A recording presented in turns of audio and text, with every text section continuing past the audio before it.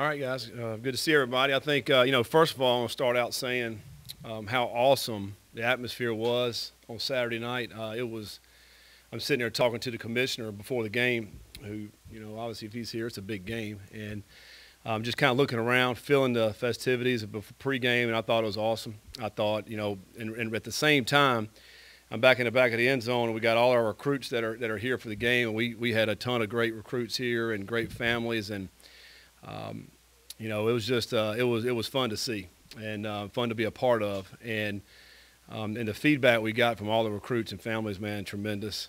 Great feedback after the game throughout the whole weekend, which is awesome. We know we got to continue to recruit at a high level and bring some great players and families into this program, and this was a great weekend for that. So that was awesome, and then the fans were awesome. It was throughout the whole game, they were into it, they were loud. Our guys were feeding off of it. It was big time college football, and that's what it's all about, and that's what these recruits want to come play in. And so that was awesome to see. I'm really happy about that. I think. And then the game, obviously hashed the game over a million times and watched film, and just very disappointed, in the fact we didn't finish. Hurt, pissed off, whatever you want to say. Hurting for our guys in that locker room. The one thing that our guys do, and they'll continue to do, is play their tails off. They work out that way. They practice that way. They go out in the field and play that way, and that gives us a chance and a great opportunity. And we've been in these games, and I'm proud of them for that. When we let them off the hook, essentially, Clemson, and that's the hurt thing. That's what makes us all mad and upset and angry, and it's motivation for our guys to continue to work because they know they're so close. And they came back yesterday and worked hard. They're back in the building today working out, and for me, I love being around them. I come into this building, I see them, I see their faces. I see how hard and passionate they are about what they're doing, and that puts joy in my life to be around these guys, And it's real easy to come around and start moping and all this, but not around them. When I'm around them and we we get on that field or we get in the weight room and that joy is there, and that's exciting for me, and that's why I'm optimistic about our program. That's why I'm optimistic about this football team because of the way they carry themselves. Anybody I've ever been around my whole life that work hard and do the things they do, they're going to have success, and that's what we're going to have, and we're going to keep fighting for that. And so, we're on to Syracuse, and Syracuse is a good football team. They have 5 wins at the season. They were off last week. They're number 3 rushing team in the country. I think they're running back maybe number 2 in the country himself. He's a really, really good running back. Runs low to the ground. He's got good speed. I think about every game breaks off a 50-yard run. I'm just watching the film. And since they've settled in on Schrader, their quarterback, who a kid that I know recruited him back when he's from Charlotte, North Carolina, and ended up going to Mississippi State, transferred into Syracuse this year. And I think they were playing the other kid maybe early in the year. And then Schrader kind of came in and kind of settled in, and now he runs. I mean, he's a runner like Malik. He can run. He's about 6'4", 6'5", and they're really utilizing his legs along with the running back's legs. Now they have an identity on offense. And then defensively, a very aggressive defense. I'm not sure if they're number 1 in sacks in the ACC. I mean, I think they are. Yeah, I mean, they're very aggressive. Tackles for loss and sacks. They're going to get after the quarterback, and really try to cause havoc with that. And so, it'd be imperative for us to be able to, occupy the ball, keep it away from their offense, and score touchdowns. I think that's going to be huge this week. They, like us, have been in a lot of games. They've lost 3 games by 3 points, I think. Clemson, Florida State, Wake Forest. The Wake Forest game was in overtime. And they've won their last 2. And, so they're sitting, pretty high right now after winning the last 2 games and then had a bye week. So, we know we'll get their best shot when they're coming in here, but we're looking forward to it. Our goal as a team right now, obviously, to go take care of this game, to be 1-0 this week, and and then we've got 2 more games after that. So, but we're excited about this opportunity, about hosting Syracuse, and looking forward to it. Scott, an update on Malik. How is he both physically and mentally? Yeah. Because it looked like he took Saturday's loss pretty hard. Yeah, he took it hard. I mean, we all did. But he's doing good. He's in a much better place now. I think, I think his injury, I think he's going to be fine. We'll see. Sunday he was out on the field, didn't do a whole lot on Sunday. And, pretty optimistic about him getting back out for tomorrow and Wednesday's practice. Mm-hmm.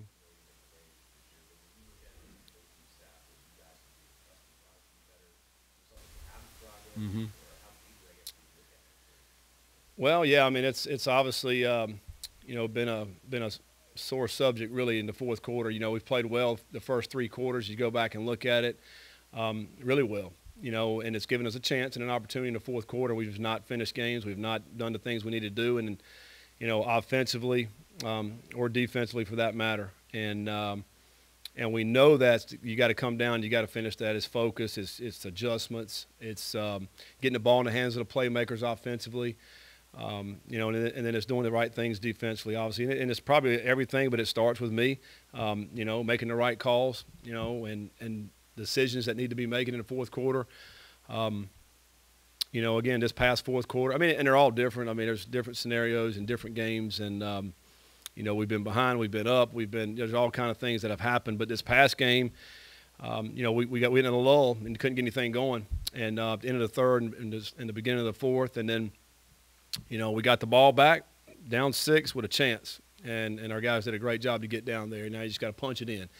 Like I told our guys, if we punch it in and you score and you get the extra point, you win the game. I mean, and you played the same way, there'd be a lot more joy and excitement. But because we played pretty freaking good, we just didn't finish it there. So we just got to find a way. And our guys are to the point. It's like, not talking about it. We got to go do it. We just got to go prove it and do it. And that's kind of where we are. So we'll continue to work at it and see what we can do to better. You walked on like a handful of plays onto the field. Why did you feel like you had to do that? And then also, is it time to put a radio in the helmet in college football quarterback?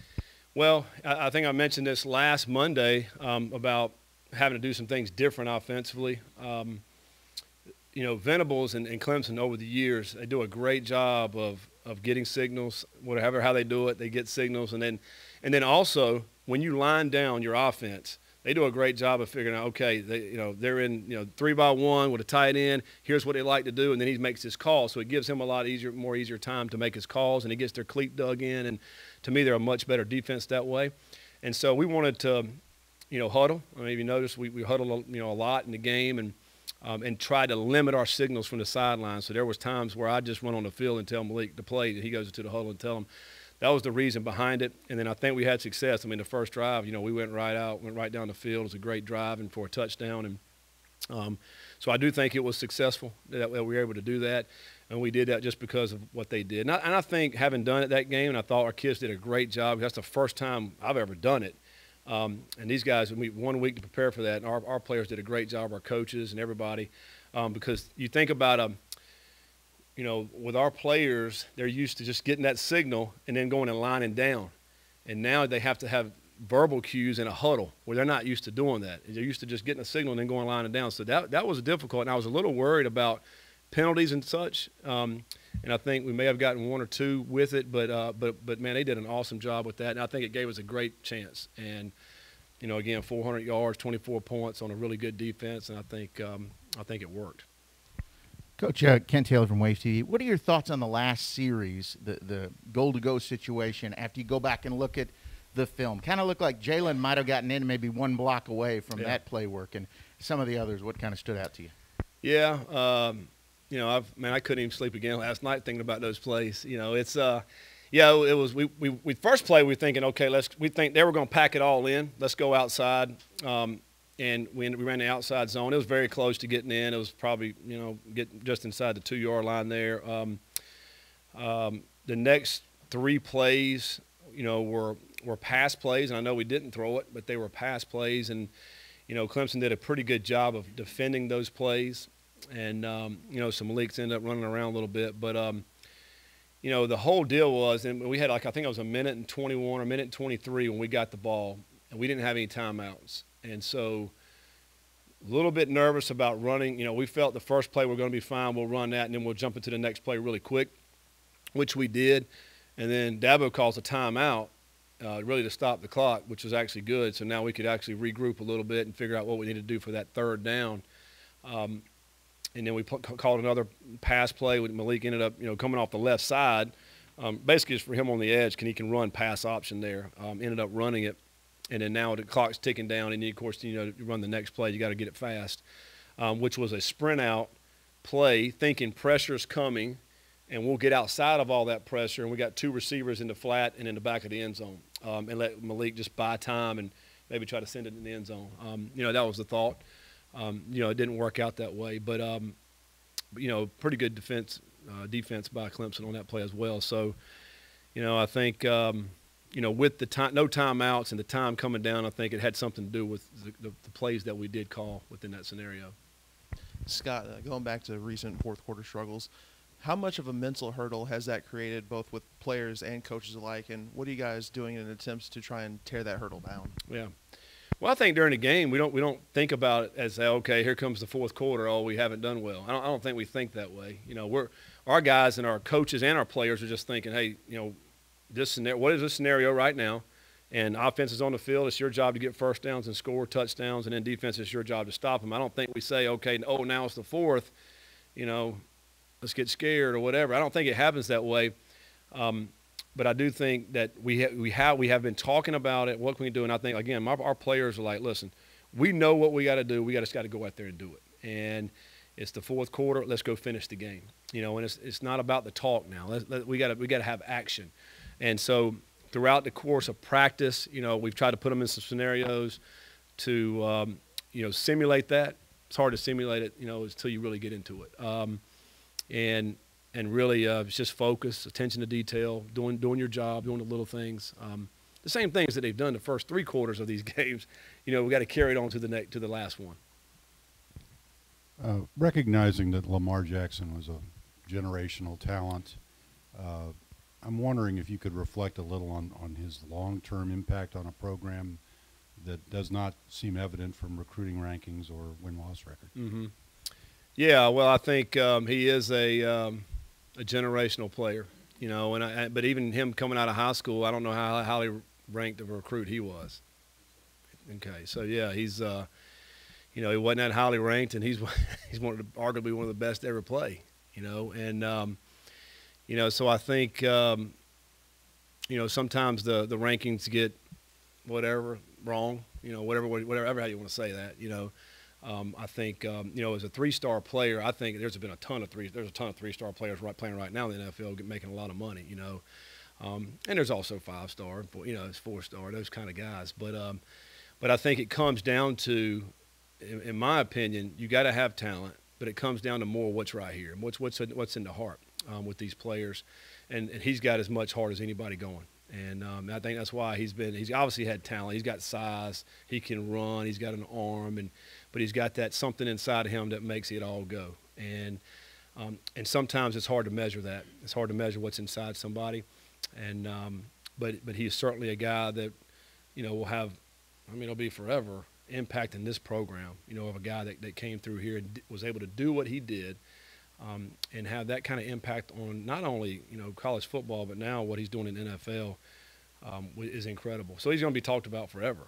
And we'll always talk about him to recruits and, you know, what he was able to do. And, hey, you know, and it doesn't matter what position you play because these guys all relate to him. They don't care if they played a DB or receiver or whatever. You know, they think they're Lamar Jackson. And, you know, and for the fact that he was here, which is tremendous. And so – so yeah, we'll always use him and use him and his name and appreciate him for who he is, though, just the way he approaches the game. And I love the fact of how he always talks about everybody else but himself, and I think that's huge. See how that resonates with recruits and guys who are growing up as he's an NFL star. Yeah, I think so. I think because they see themselves, they can do what they think they can do what he did, you know, and they think that, hey, man, you know, I can come up through the ranks just like he did. Doesn't matter my position, and we'll hopefully one day come play here and then go play in the NFL and be a great football player. I mean, it's lofty, it's dreamy, but it's certainly in their eyes it's obtainable, and I think which is awesome. Scott, you were talking about the recruiting weekend. What was some of the feedback maybe that you guys have received early on? And how difficult is it to pull off a weekend like that when you've got such a big game? And I know to those guys, probably winning doesn't matter, but you're trying to win a game and you're trying to host all those guys. It's extremely difficult. You got to have a lot of staff.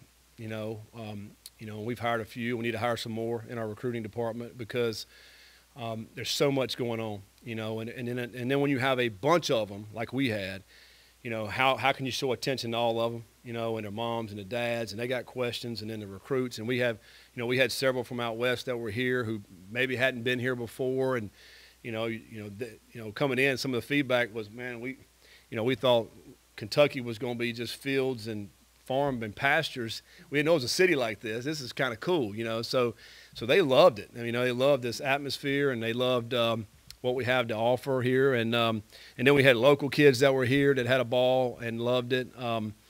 I think, all those things, but it takes a lot of manpower. There's a lot of moving parts because we had official visitors here. We had unofficial visitors that showed up on Friday. We had some more showed up on Saturday. There's so many things that are going on. You're trying to give a tour on campus. You're trying to give a tour to our facility. You're trying to make sure that the guys on OV and their family are taken care of, and meanwhile, we're trying to get ready for a game. It helped that it was a night game, so we did have a little bit more time on Saturday, to really spend more time with them, prior to the game. So, but I tell you, the feedback was awesome, and our recruiting department do an outstanding job with that. And then I think we did a good job coaching staff-wise. Hey, we are getting ready for a game, but we will spend time with these recruits as well. Scott, is there, kind of going off Lamar, is there a memory you have of Lamar, whether it's watching him play before you coach here or an impression when you met him that stands out to you?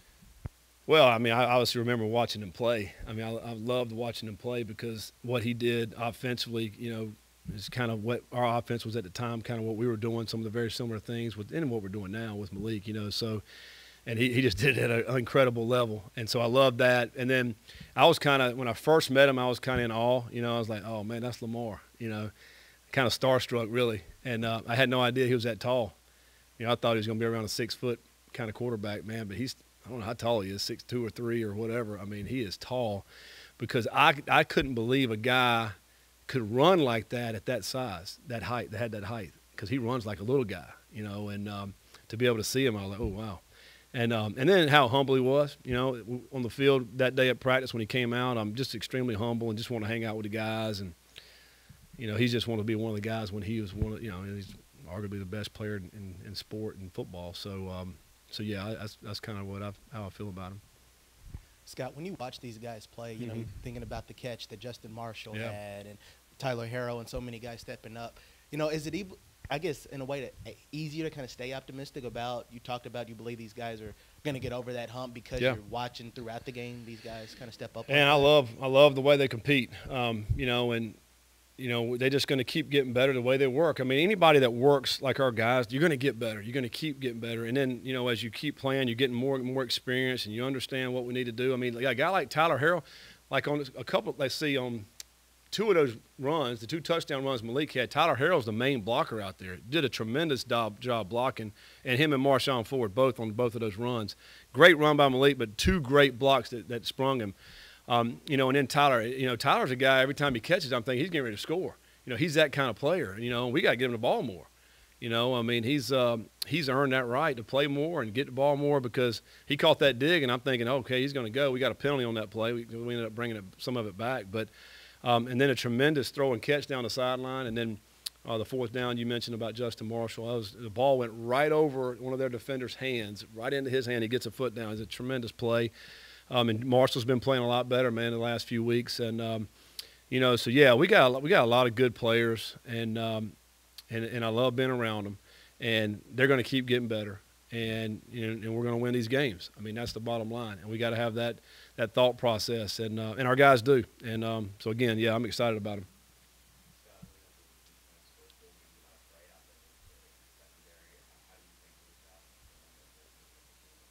Yeah, I mean, we obviously miss Trey. I mean, Trey's a really, really good football player. You think about what he did at NC State just a week earlier with, I think he had 4 or 5, batted, knocked down balls on people try to take advantage of him, and he wasn't allowing it.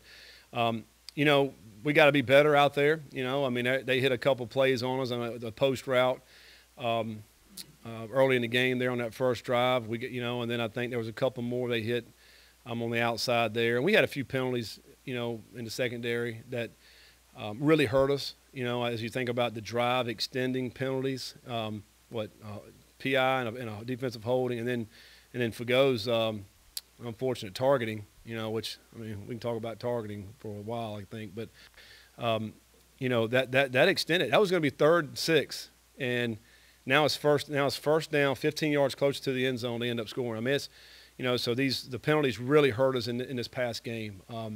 And those drives, they end up scoring 17 points on those drives where we had the penalties. You mentioned Schrader earlier, but and obviously the running game. What do you think the key is with Tucker? And then, they do seem to be a lot better with Schrader, and he just seems to kind of take control of that offense. Yeah, what he has is a lot of confidence. He plays with that confidence, and just knowing him, I know he's a confident player. And he's got a lot of ability, because he's different than Malik because he's 6'5". He's a strong runner. He'll run you over. He'll try to run you over, but he also, once he gets out, he can go with those long strides. And so I think the thing that they've done now, they got an identity. They feel good about either him running or handing it to that running back. And what he does a great job. He's got great vision. He's always got a good forward lean. And then what's impressive about the running back is that when he does break through, and if he gets to that next level, he can go. I mean, he like I said, I mentioned he's been over 50-yard carries in about every game, and that's impressive. They have not been as good passing the ball. That's kind of been their weak link, but they've run it so well they really hadn't needed much of the pass. So obviously the key of the game will be stopping the run and making sure we're in all the gaps to be able to contain the running back and the quarterback. Scott, you mentioned, obviously, you said it was hard for you to sleep the other day. Mm-hmm. As a coach, well, kind of a two-part question. Have you ever been through something like this where it's been 3 games by 10 points combined, just like close loss after close loss? And as a coach, how do you go about changing either the drastic changes or slight changes you make during the week leading up to games? Well, I've been in seasons where we've had a lot of close games. We've won a lot of them. I can't really call we're losing like the games we've lost. I feel like we've mainly been on the upper end of those throughout my career, and and we talked about it all the time. It's such a fine line from winning and losing. I mean, it's I go my senior year. I know it was a long time ago. We were 11-0 in the regular season, but every game was one possession. We just won them in the end in the fourth quarter, and because it's hard to win college football games. You could ask any coach in the country. It's hard to win. Even the ones that are winning a lot, it's hard to win. And you have to fight for every single one of these wins. These teams you're playing, they got scholarships too, and they got good coaches, and nobody's just going to lay down for you. You got to go take it. You got to go make the plays when they're there to be made. And when you don't, it will cost you. And but another example, we had an interception right before the half. Chandler hits him right in the chest. We don't catch it. They score a touchdown. You have to be able to make the plays when they're there to be made, and that's all of our guys. And then us as coaches, we have to do the best job we can possibly do to put our players in position to make those plays. That's our job. And so, you talk about any adjustments. I mean, that's what we have to do as coaches to find out, all right, who needs to be in the game and what do we need to be doing with the guys that are in the game. That's our job as coaches, to set our guys up for success. So hopefully that we make those adjustments, the right adjustments as coaches, and our kids make the plays. All right? Thanks, guys.